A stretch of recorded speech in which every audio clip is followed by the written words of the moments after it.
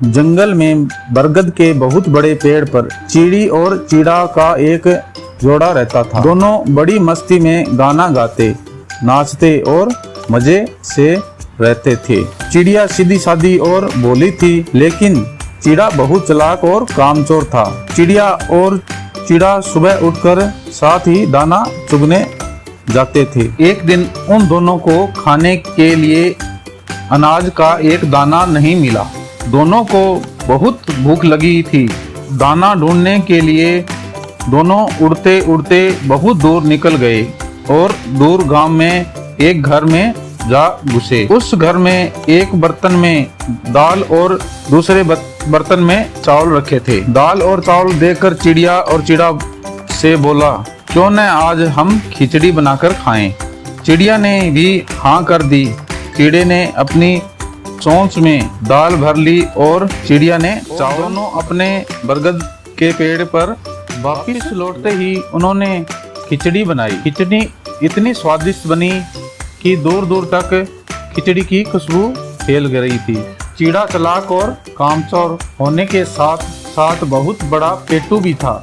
उसने सोचा कि खिचड़ी अगर आधी आधी बांटी तो मेरा पेट नहीं भरेगा और मैं भूखा ही रह जाऊंगा। उसने एक चाल चली। वो चिड़िया से बोला, अभी खिचड़ी गर्म है और गरम गरम खिचड़ी खाने से मुंह जल जाएगा। चलो जब तक खिचड़ी ठंडी हो तब तक पास के तालाब में नहा आते हैं, फिर मजे से खिचड़ी खाएंगे। लेकिन अगर हम दोनों साथ नहाने चले गए तो पीछे से कोई जानवर हमारी खिचड़ी खा जाएगा। इसलिए ऐसा करते हैं कि पहले मैं नहा आता हूँ, जब मैं तो तुम नहाने चले जाना। यह कहकर चीड़ा तालाब पर नहाने चला गया और जल्दी से नहाकर वापस लौट आया। उसने चिड़िया से कहा कि अब तुम नहा आओ, जल्दी लौटकर आना, फिर दोनों खिचड़ी खाएंगे। तब तक मैं यहाँ खिचड़ी की रखवाली कर रहा हूँ। जैसे ही चिड़िया नहाने गई तो चिड़ा खिचड़ी पर टूट पड़ा। कुछ देर में ही सारी खिचड़ी चट कर गया। वो चिड़िया के आने से पहले ही चादर ओढ़कर सो गया और थोड़ी देर बाद चिड़िया नहाकर आई गई।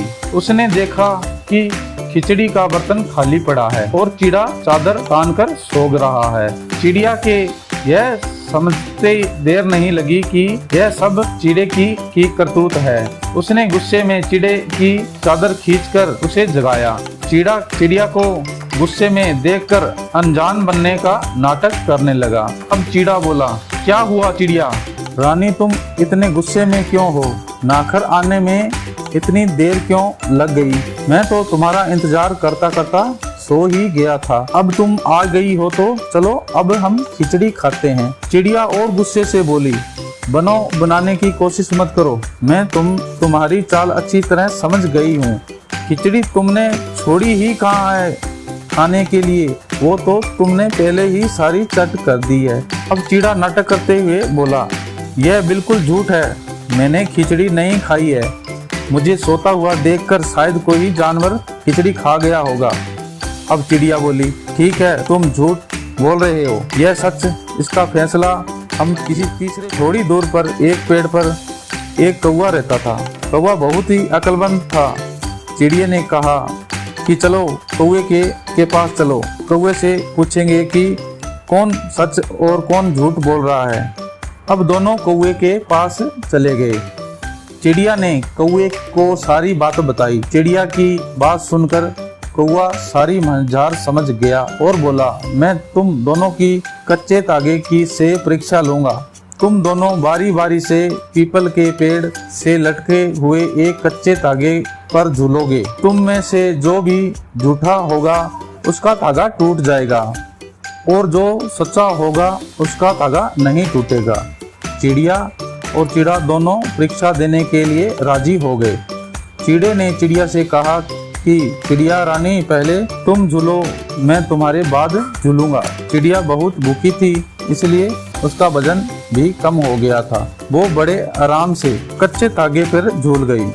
उसके वजन से धागा नहीं टूटा और अब चिड़े झूलने की बारी आ गई। चिड़ा डरते डरते कच्चे धागे से लटका, लेकिन उसके लटकते ही धागा टूट गया, क्योंकि वो सारी खिचड़ी अकेला ही खा गया था, जिसके उसका वजन भी बहुत बढ़ गया था। चिड़ा धमाक से जमीन पर आ गिरा। उसके मुंह और पैर में चोट भी लगी। कौवे ने कहा कि हो गया फैसला, चिड़िया सच्ची और चिड़ा झूठा। सारी खिचड़ी चिड़े ने ही खाई है। चिड़े ने भी अंत में अपनी गलती मान ली। तो दोस्तों, ये वीडियो आपको कैसा लगा? वीडियो अगर अच्छा लगा तो लाइक करिएगा और चैनल पर नए हो तो सब्सक्राइब कर लीजिएगा और अलाउ बटन वाला बटन दबा के नोटिफिकेशन को ऑन कर लीजिएगा, जो कि आने वाली वीडियो आप तक पहुंचती रहे। धन्यवाद।